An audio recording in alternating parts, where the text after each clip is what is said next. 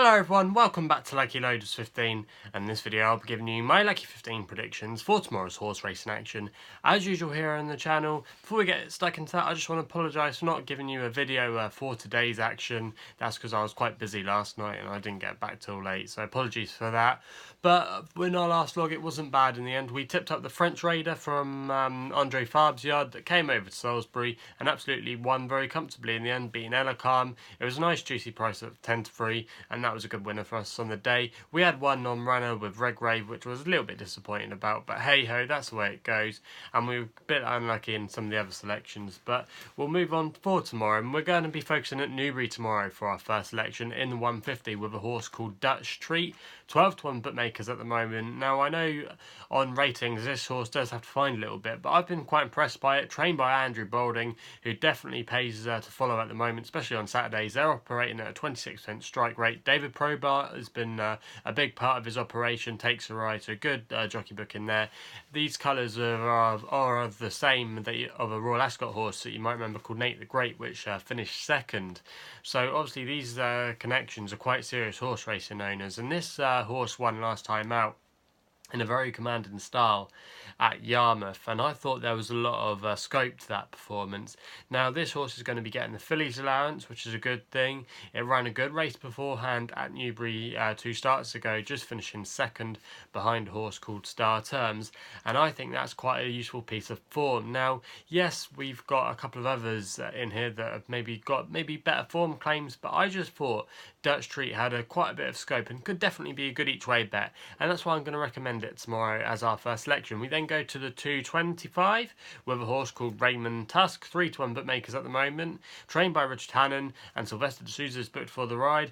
Now I've heard a couple of whispers for this one about the St. Ledger, even though yes I know it's got to show a lot more, but it's done some promising things in its career so far. It was entered in the Eclipse and they did think quite a bit of it, but I think they've always said that the further in distance this horse goes the better. It won a listed race at Hamilton last time, and Austrian School finished second that day of Mark Johnston's. Now that wasn't a bad run by Austrian School that day, and he subsequently boosted the form when he had to give away 2 stone to a fair Mark Prescott horse, Timoshenko, that was receiving, like I said, 2.5 stone pretty much, and that horse Timoshenko had some good form. So Raymond Tusk, even though yes I know this is higher calibre, he's got some strong form lines. Sylvester de Souza booked for the ride, so good there in the colours of Midland Park Racing. Going to be getting the 3-year-old allowance tomorrow, and I could definitely see this one maybe going into favouritism tomorrow, maybe something like 15-8, 7-4. Wouldn't surprise me. Wouldn't be surprised if the Godolphin runner Hamada is maybe a little bit weak on the day. We then go for a bit of evening racing, and for those that know, I've been linking up with the Silk Series and often been tipping up a lot of their races because I've been linking with them, making a documentary, and it's been really good fun. But I often find that you can get quite a lot of good value in these races as a punter. And it's in the 7-10 at Chepstow tomorrow, and it's a horse called Redgrave, 13-2 bookmakers at the moment. You might remember we put it up on Thursday, but they withdrew it, but they're turning it out. So maybe they saw this opportunity and thought it was quite a good one. Trained by Joseph Stewart, Nicola Curry booked for the ride. Now this horse tends to quite like it here at Chepstow. It's got some good form, was previously owned by High Clear Thoroughbred Racing when it was part of Charlie Hill's operation, but subsequently got sold. It would have liked the cut in the ground recently as well. It doesn't like the good firm ground that it's been for most of the summer, and I thought tomorrow Redgrave had a fair chance in that race. We then end with a bit of jumps, 7:30 tomorrow at Market Rasen, like a horse here called Royal Ruby, 5-1 bookmakers at the moment, trained by Nicky Henderson, who's got a good strike rate at Market Rasen. His main man, Nico de Boinville's booked for the ride.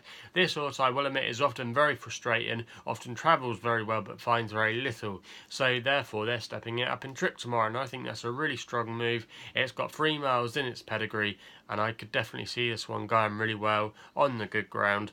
A lot going, I think, to Royal Ruby's favour tomorrow. So that's going to be the selection there. So they're the Lucky 15 predictions for tomorrow's horse racing action. If you haven't done so already, please subscribe here to my YouTube channel at Lucky15. Also, as well, if you're aware of my work, I work for the Punters page, and I always do a spectacular Saturday 6. So just Google them or type in them in YouTube. You're bound to find them. Or you can follow them on Twitter as well at the Punters page. You can also follow me at Lucky15 on Twitter. So that's all I've got to say, really. Hopefully we can have some wins tomorrow. Please gamble responsibly, and we'll be seeing you soon.